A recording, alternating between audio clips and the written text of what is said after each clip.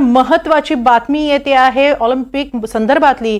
आंतरराष्ट्रीय क्रीडा लवादानं विनेश फोगाट हिची याचिका अखेर फेटाळून लावलेली आहे। थोडक्यात विनेशला सिल्वर अर्थात रौप्य पदक मिळण्याची आशा आता संपुष्टात आलेली आहे। या संदर्भात अधिक माहिती घेऊया आमचे प्रतिनिधी रामराजे शिंदे यांच्याकडून। रामराजे, एक आशा होती की विनेश फोगाटची ही याचिका निकाली लागताना विनेशला एक चांगली बातमी मिळेल, भारताला चांगली बातमी मिळेल, मात्र तिची याचिका फेटाळण्यात आली आहे। थोडक्यात तिला सिल्वर मिळणार नाहीये का, काय अधिक माहिती?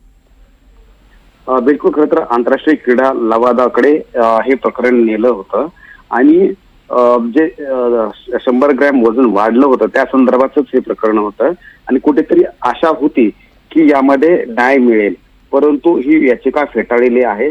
त्यामुळं जे सिल्वर मेडल मिळणार होतं, कारण ही जर याचिका जर स्वीकारली असती तर मात्र विनेश फोगाट हिला सिल्वर मेडल मिळालं असतं, परंतु ही याचिका फेटाळली आहे। त्यामुळं सिल्वर मेडल आता मिळणं कठीण झालेलं आहे। त्यामुळं भारतासाठी एक मोठी निराशाजनक अशी बातमी म्हणावी लागेल।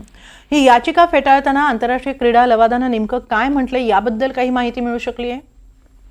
नाही, केवळ ऑपरेटिव्ह पार्ट म्हणून त्यांनी ही याचिका फेटाळलेली आहे, परंतु अद्याप येते ऑर्डर पूर्ण आलेली नाहीये की नेमकं त्यामध्ये आंतरराष्ट्रीय क्रीडा लवादानं त्यामध्ये स्पष्टपणे कोणकोणते मुद्दे घेतले किंवा काय काय मांडलेले आहेत ते अजून समोर आलेले नाहीये। परंतु आता सध्या मोठी बातमी हीच आहे की याचिका फेटाळलेली आहे, त्यामुळे ज्या आशा होत्या, अपेक्षा होत्या त्या मात्र संपुष्टात आल्या असं दिसतंय। नक्की भारतासाठी मोठी आणि तितकीच निराशाजनक बातमी।